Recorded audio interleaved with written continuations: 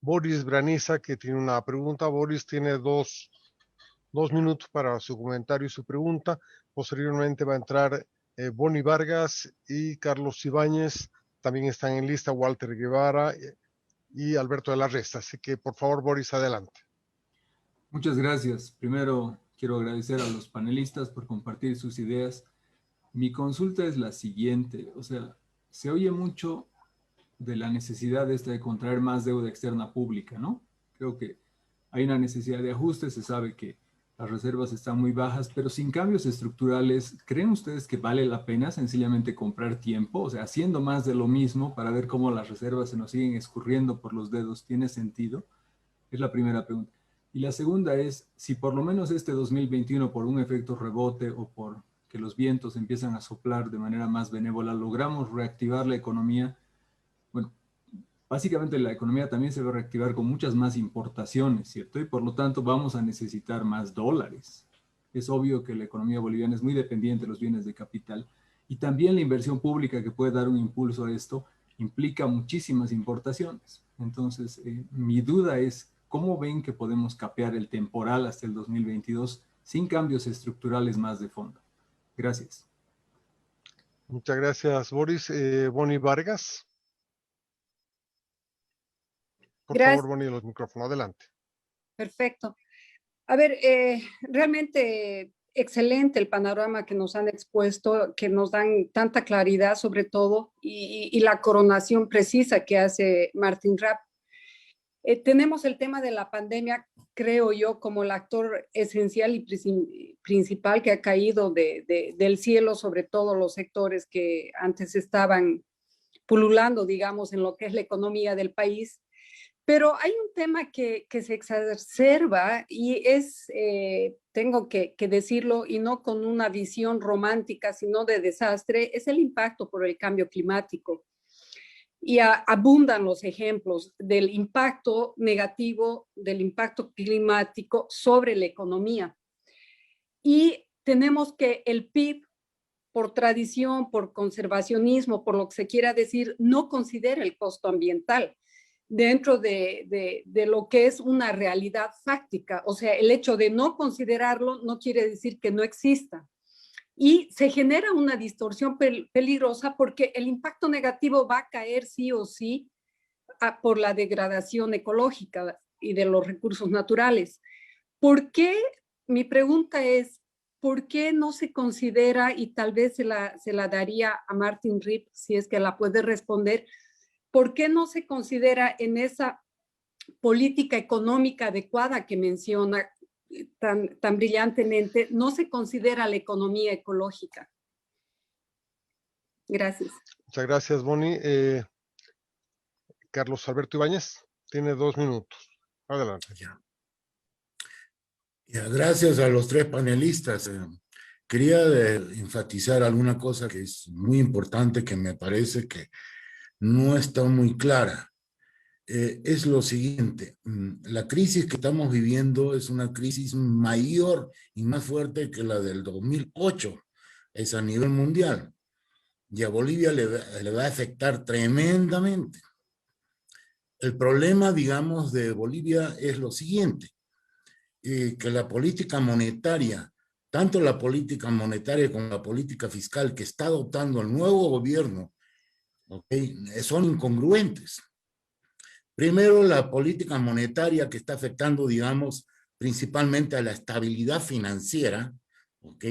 En el tema, digamos, estamos hablando de la tasa cambiaria, porque la tasa cambiaria depende del RI, de los recursos, o sea, de las reservas internacionales. No depende, digamos, de los depósitos de los privados en la banca, porque eso pueden desaparecer inmediatamente, ¿ok? Con una política cambiaria distinta.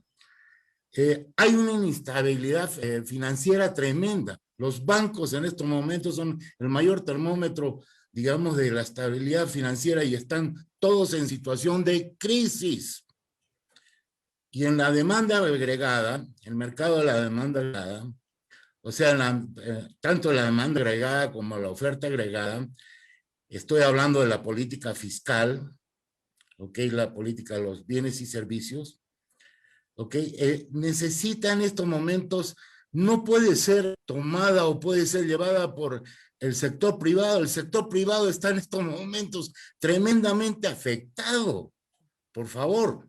Está tremendamente afectado y lo único que puede, digamos, Carlos, tomar el mando de esto es, digamos, el gobierno. Pero si el gobierno en estos momentos no tiene recursos económicos y que lo único que puede conseguir es a través de la financiación externa, ¿ok? Y empieza a rechazar ¿cómo se llama? Recursos que le ofrecen, por ejemplo, instituciones como el Fondo Monetario Internacional. ¿Qué consecuencia da eso?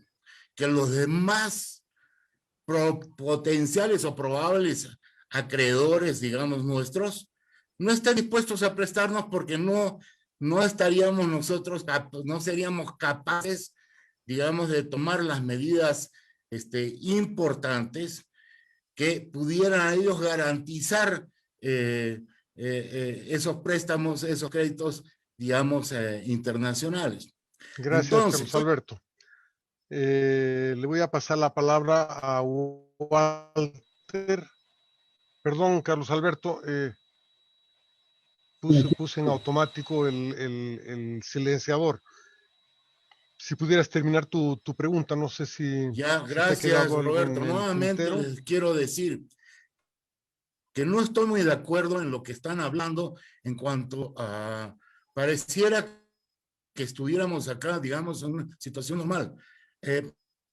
La inestabilidad financiera más la crisis económica que está afectando a todos los sectores, y estoy con Martín, ¿no? O sea, digamos, habría que hablar de la microeconomía, pero habría que hablar, digamos, de los clústeres económicos, el gas, por ejemplo, que es un tema microeconómico, no macroeconómico, ¿ok? Si no se arreglan todos esos problemas, hasta los institucionales, la ley, estamos requete fritos y podríamos entrar en un problema como el de Venezuela. Gracias. Así de simple, o el de la Argentina.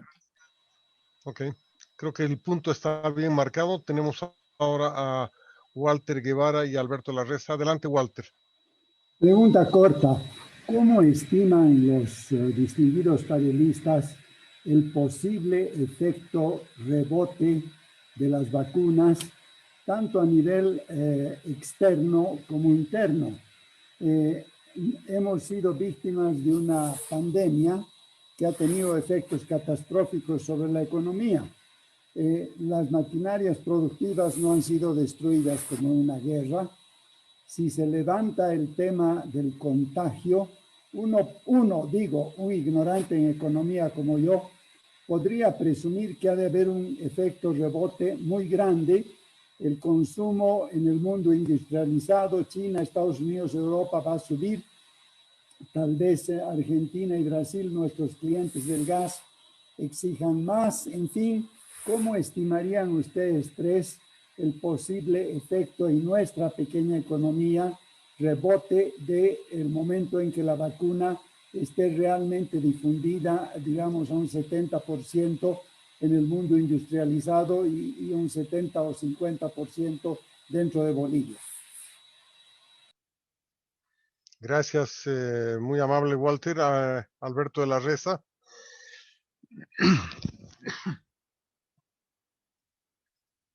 Tu micrófono, Alberto.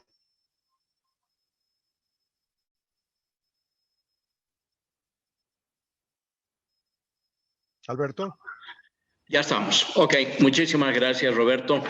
En realidad he prestado mucha atención a la presentación de todos. Tengo varias cosas, pero solamente lo voy a dar puntualmente para tratar de cubrir todo esto en los 2 minutos.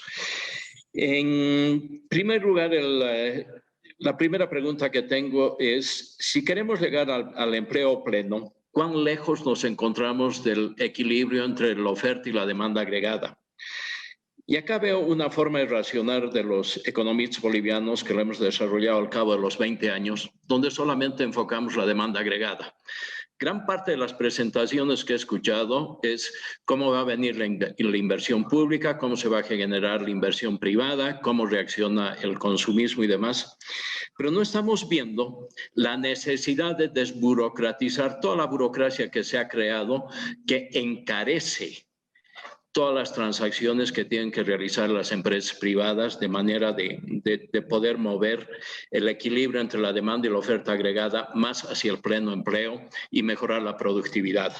En segundo lugar, quiero rescatar lo que decía Carlos Alberto Ibáñez. La crisis del 2008 versus la actual son dos cosas totalmente diferentes. La del 2008 es una crisis de fluctuación de ciclo económico y la crisis actual ha demostrado, no solo en Bolivia, sino en varios países del mundo, aún en los grandes, que es un problema totalmente estructural. Y nosotros deberíamos encararlo de esa manera y no discutir las fluctuaciones de ciclo económico, si bien reconocemos que nos encontramos en una recesión y que deberíamos enfrentar esto de una manera diferente. El otro punto que quiero mencionar es, hubiera esperado algún comentario sobre el castigo de la enfermedad holandesa que hemos estado viviendo. Y no se ha tocado ese punto para nada, porque obviamente eso hace a lo mal que se han aplicado los recursos en los últimos 15, 16 años. Yo creo que otro de los errores que cometemos los economistas acá en Bolivia es no reconocer que se hace política económica con la microeconomía y se la mide con la macroeconomía. Aquí seguimos discutiendo y tratar de dar respuestas macroeconómicas sin entender los problemas que aquejan a los diferentes sectores microeconómicos. Y eso creo que acaba siendo un concepto muy importante que deberíamos entrar a discutirlo. Es por eso que las tasas... Sí. Estamos sobre el tiempo. Te ruego redondear tu pregunta. Lo voy a hacer. En realidad estoy haciendo un planteamiento. Y yo creo que no puede haber ninguna recuperación sectorial de esta crisis si no empezamos a atacar la ley laboral, que es totalmente anacrónica y que impide la inversión pública, la inversión privada en las diferentes empresas. Hay que buscar un equilibrio en eso. Tenemos una ley, si no me equivoco, es de 1938. Y finalmente, no podemos seguir pensando en inversión pública cuando está sustentada por deuda. Me quedo ahí, creo que he hecho un punteo de lo que pienso sin explayarme en explicar ninguno de los puntos. Muchas gracias, Quisiera Alberto. añadir más. Revisen. Vamos a cerrar el ciclo de preguntas con Jacques Trigo y luego damos la palabra a los tres panelistas. Muy amables. Adelante, Jacques. Tu micrófono, por favor. A Martín como a Gabriel, que vienen del sector privado, no me explico por qué la actitud tan pasiva del sector privado frente al gobierno. ¿Es miedo? No veo un sector privado combativo como lo había, me acuerdo, en las épocas de los años 80, 70 y demás. Una confederación de empresarios privados que el gobierno tomaba una medida, inmediatamente salían, la discutían. Noto una actitud muy pasiva del sector privado. ¿A qué atribuyen ustedes eso?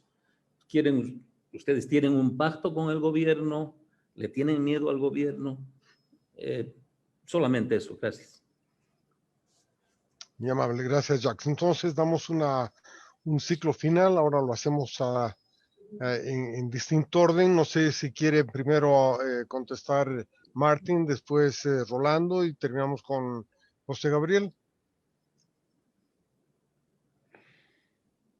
Gracias y un gran saludo para Jacques. Hiciste una pregunta capciosa, pero vamos a intentar de contestarle. Es una buena pregunta. Es una buena pregunta. Primero, el tema cambio climático.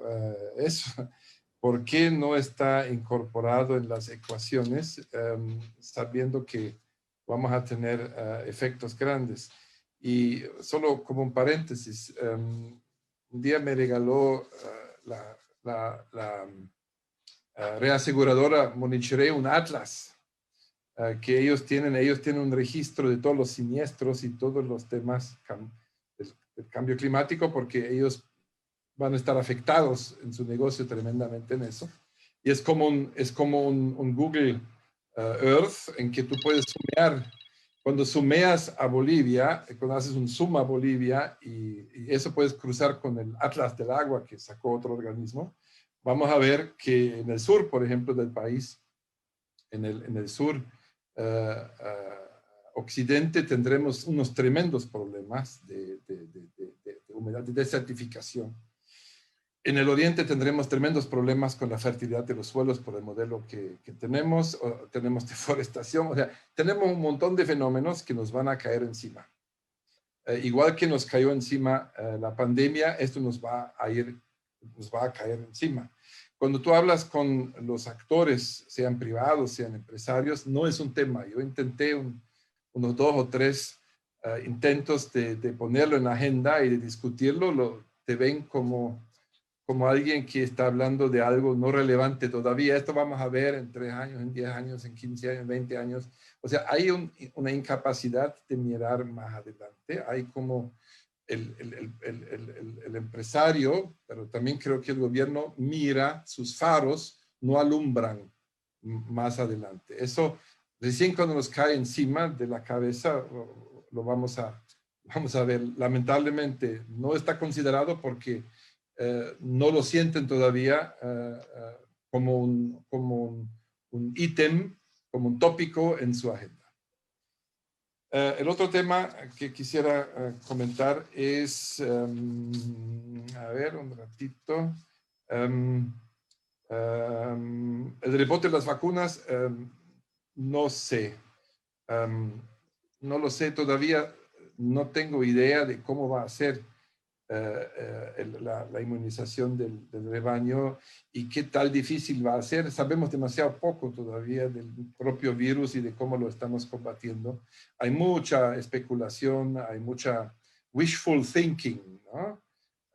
Sobre eso, y no me atrevo a decir, lamentablemente, Walter, no me atrevo a decir nada sobre eso porque lo veo demasiado confuso todavía. Después, el otro tema planteado, que esto es una crisis. Martín, ¿sí? Martín, perdón. Sí. No hace falta que los 3 contesten todas las preguntas, ¿no? O sea, con seleccionar la parte más cercana a los Voy a ir al último, que es el de Jacques. Yo creo que hay un tema hay un doble fenómeno. Por un lado, sí hay temor. Es decir, el gobierno se ha mostrado bastante hostil y se ha negado a hablar con los gremios empresariales, los ve como políticos y no saben qué hacer frente a esta situación cuando seas ninguneado. Se sienten ninguneados por un lado. Y por otro lado, sí creo que hay una falta de planteamientos bien elaborados. Es decir, yo creo que los planteamientos del sector privado a veces se fueron siempre mucho a pedir cosas, a meterse, a hablar de la macro y de sus rubros, de sus clústeres. Yo creo que alguien decía algo muy sabio: tenemos que ir a la micro porque ahí se generan las cosas que se miden en la macro. Entonces, yo creo que lo mismo pasa con los empresarios. Están defendiendo algún interés o están haciendo algún planteamiento que no es de su incumbencia y ahora están confusos.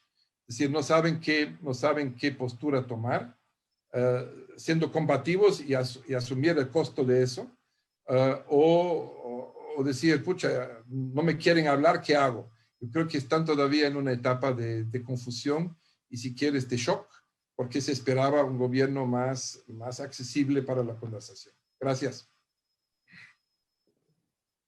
Gracias. Rolando Morales. Gracias, Roberto. Boris ha planteado una preocupación bien interesante para los economistas. Es el tema del peligro de la deuda, ¿no?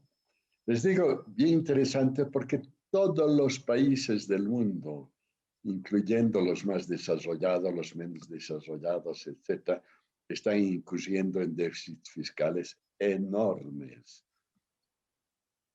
Parece ridículo decir, bueno, unos se prestan y no hay quien les esté prestando, ¿no? Es así. Y son cuestiones del dinero que, bueno, no puedo explicarlo en este momento, pero sin lugar a duda puede llevar a una situación de inflación mundial, no boliviana, sino mundial. Segundo punto que planteaba Boris es el tema de que posiblemente se va a necesitar después para reactivar la economía, aumentar las importaciones. Eso es evidente, ¿no? Pero yo personalmente pienso que habría que poner algunas restricciones a algunas importaciones. Ustedes saben que en los últimos prácticamente 20 años, el parque automotor ha ido creciendo al 10% anual, es demasiado. Y la mayor parte son autitos privados, familiares, diríamos, ¿no? Eso, por ejemplo, un poquito habría que pararlo durante 1 año, 2 años, ¿no? Y así hay diferentes rubros. Y obviamente hay que impulsar importación de maquinaria, etc. Con relación a la pregunta de Bonnie, quiero simplemente decirle que hay algunos estudios del Banco Mundial justamente que hacen una comparación entre las inversiones, digamos, en dinero, estamos habituados a hablar, y la desinversión en capital natural. Algo de esto copio, reproduzco en mi último libro, El atraso de Bolivia. Con relación a lo que decía Carlos Alberto Ibáñez, lastimosamente no estoy de acuerdo, creo que la crisis del 2019 es completamente diferente a la crisis del 2008. No estoy de acuerdo tampoco de que el tipo de cambio dependa del nivel de reservas internacionales. El precio del dólar es como el precio de cualquier otra mercadería sujeto a la oferta y la demanda. Actualmente no hay una presión de demanda. Y hay una oferta, yo diría, casi excedentaria con relación a la demanda. También Carlos Alberto decía que había crisis bancaria. Yo no veo por dónde. Todos los indicadores de la banca son excelentes. Incluso, curiosamente, no tan curiosamente, por ejemplo, hay una disminución del índice de mora. Posiblemente a causa de las negociaciones a las cuales han estado obligados, ¿no es cierto? El tema de la devolución del crédito del FMI, ese es un tema técnico complicado, porque el tema, digamos, es de que había una carga muy importante con relación al tema de las variaciones cambiarias de las monedas, ¿no? La canasta de monedas que define los DEG. Y eso podría agravarse hacia el futuro, sin lugar a duda, ¿no? Porque el dólar tiende a depreciarse frente a las otras monedas. Walter, sin lugar a duda que va a haber un efecto muy positivo de las vacunas para la economía, ¿no? De Bolivia y del mundo entero. Alberto, tienes razón en hablar de este tema del empleo y de la burocracia, ¿no? Pero simplemente hay que ver también la perspectiva mundial. La burocracia en otros países de América Latina, por ejemplo, es mucho más grave que en Bolivia. Yo he trabajado en muchos otros países de América Latina como consultor y me decía, pero verdaderamente en Bolivia la burocracia es menos grave, por ejemplo, que en Ecuador, que en Colombia, que en el Perú. Bueno, con eso no quiero justificar nada, sobre todo por el hecho del centralismo, ¿no? Yo sé que en el interior del país, o si fuera de La Paz, se sufre mucho más por este tema de la burocracia, ¿no? El tema de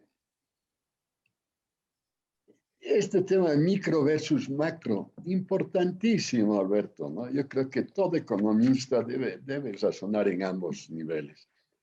A mí me sorprende cómo algunos colegas dicen, yo soy macro, otros dicen, soy micro. No puede ser de un lado o del otro. Tienes que razonar simultáneamente en ambos. Más o menos yo siempre les pido y exijo a mis estudiantes de que vayan al mercado a hacer sus compras. Si no es todos los días, por lo menos todas las semanas. La ley laboral sí necesita una actualización, una cuestión un poquito más moderna, ¿no?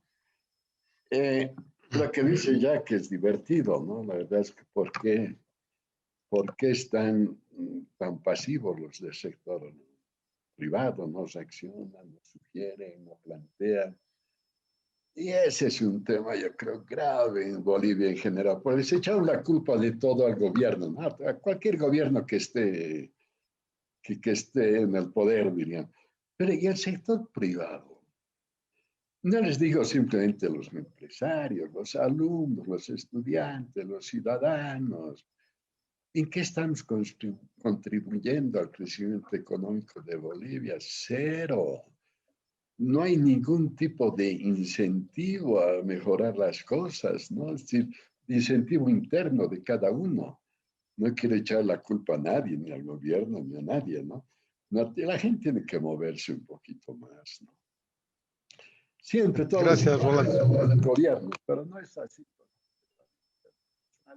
Estamos al borde de la hora, así que le pido a José Gabriel que nos deje unos 2-3 minutos de sus palabras finales para tocar algunos de los temas que le parezca que han quedado pendientes. Adelante, José Gabriel. Gracias, Roberto. A ver, sí, cierto, voy a hacer un resumen general en función de las preguntas.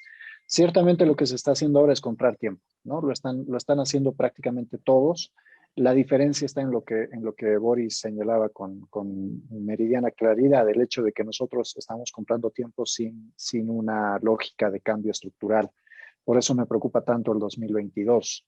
Yo creo que el 2021 lo vamos a capear, pero llegaremos al 2022 sin mucho margen para hacer lo que teníamos que hacer. En ese sentido, insisto, lo urgente le está ganando lo importante y eso es un error de percepción muy grande, tanto en el sector público como en el sector privado. Que explica también, por ejemplo, el hecho de que no pensemos en el cambio climático como algo que debamos incluir en los costos, por ejemplo, y ya lo explicaba Martín. Hay un desencuentro muy serio entre la política monetaria y en la política fiscal. El año pasado a mí me tocó estar en el Banco Central y es prácticamente estructural, básicamente porque el Ministerio de Economía se ha cambiado de nombre, pero nunca ha generado la institucionalidad necesaria para pensar la economía. Es un Ministerio de Hacienda que está dispuesto a hacer lo que sea para absorber recursos, para seguir sosteniendo este animal tan grande que es el Estado. En la medida que nosotros no tengamos esta lectura de qué es el país y qué necesitamos para desarrollarlo, no solamente crecer, sino desarrollarlo, este desencuentro entre lo monetario y lo fiscal va a seguir persistente. En ese sentido, el rol principal del gobierno para el 2021 debería ser mitigar el riesgo, ¿no? Es decir, no es que aquí solamente salimos con el gobierno o no es que aquí salimos solamente con el sector privado. El riesgo sistémico, no solo en la banca, en todo ha crecido enormemente. Hoy día quien invierta sabe que está jugando una ruleta rusa porque no solamente tiene que enfrentar los problemas de mercado, tiene que enfrentar la posibilidad de una tercera ola o de una nueva pandemia o de un conflicto social pronunciado. Entonces, ese exceso de riesgo tiene que ser absorbido por alguien. El sistema no puede absorberlo y ahí debería estar el Estado. Evidentemente eso no está pasando y eso a mí me asusta mucho. Sobre la vacuna, yo no soy tan optimista porque ya estamos viendo esto en otros países con una institucionalidad mucho más fuerte que la nuestra. Esto está llevando a actos de corrupción, a malos manejos, a falta de transparencia en el esquema de vacunación. Hoy día en Bolivia todavía no podemos hablar de vacunas porque el reporte de ayer eran 17,000 vacunados, ¿no? O sea, han llegado 500 y pico mil vacunas ya, en teoría, y recién hemos vacunado a 17,000. Así que en términos prácticos no hemos empezado a vacunar. Espero que la perspectiva optimista triunfe y rápidamente las vacunas pues reactiven la economía y permitan que las expectativas de las familias, de las empresas y de todos en realidad pues mejoren. Pero de nuevo, el riesgo para mí ahí está básicamente en lo institucional. ¿Cómo administramos el proceso de vacunas? Cómo priorizamos a quién vamos a vacunar primero y cómo somos transparentes con algo que realmente no está lográndose buena parte de los países de la región. Aquí voy a aclarar algo. Hemos hablado de que esto no ha sido una guerra, o sea que todo el aparato productivo está ahí, está listo para reactivarse. Yo disiento, si bien el capital físico está ahí, y de hecho estaba ahí desde el 2014, 13, 12, como decía Martín, tenemos de hecho una expansión del aparato productivo, por lo menos en la parte física. Lo que se está muriendo es el capital físico, el capital de trabajo, las familias que se han consumido la platita que tenían para comprar el caramelo, la mercadería para la tienda, los insumos para la zapatería. Se lo han ido gastando, se lo han ido comiendo. Entonces, en la medida que nosotros no entendamos que para producir necesitas dos clases de capital, el capital físico y el capital financiero, pues ha habido una destrucción de capital muy, muy grande. Y si nosotros no internalizamos eso, pues difícilmente el aparato productivo se va a recuperar. Entre paréntesis, no hemos medido todavía cuál ha sido el impacto por el lado de la oferta. Estamos muy conscientes de cuál ha sido el impacto por el lado de la demanda, pero no tenemos la menor idea de cuánto ha golpeado esto al aparato productivo, porque obviamente es sumamente informal, atomizado, pequeñito y demás. Plenamente de acuerdo respecto a lo micro y lo macro, ese desentendimiento. Algo que he aprendido el año pasado en el sector público es que nuestros hacedores de política solo ven indicadores macro, y eso es muy preocupante. Ya entiendo por qué están tan desconectados de la realidad y de lo que es el aparato productivo en esta vida, en este país, ¿no? Ellos solo ven la inflación, solo ven las reservas, solo ven la tasa de interés interbancaria, no ven más allá de eso. Entonces, créanme, preocupa esa desconexión. Sobre Jax, me ha gustado, siempre él es así de filoso. Yo creo que además de lo que ha dicho Martín, hay otro elemento, yo lo he dicho públicamente en algunos lados, mucho del sector privado ha sido capturado por el Estado. En el momento que el sector, que para algunas empresas o algunos rubros, el Estado se vuelve su principal cliente, tenemos un problema muy serio. Y el otro elemento es que está primando la visión gerencial por sobre la visión del empresario. El empresario mira a largo plazo, mira valorando riesgos y oportunidades, es el que arriesga la plata, y el gerente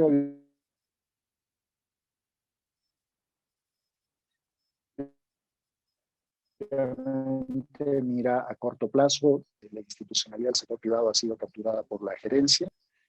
Creo que eso hay que corregirlo urgentemente, pero eso es algo que tiene que hacer el sector privado internamente.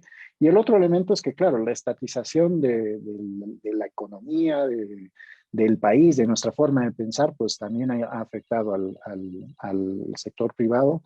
Mientras el principal cliente en algunos rubros sea el Estado, va a ser difícil que el sector privado pues pueda despegar solito, ¿no? Muchas gracias, José Gabriel. Amigos, lamentablemente se nos ha cumplido el tiempo.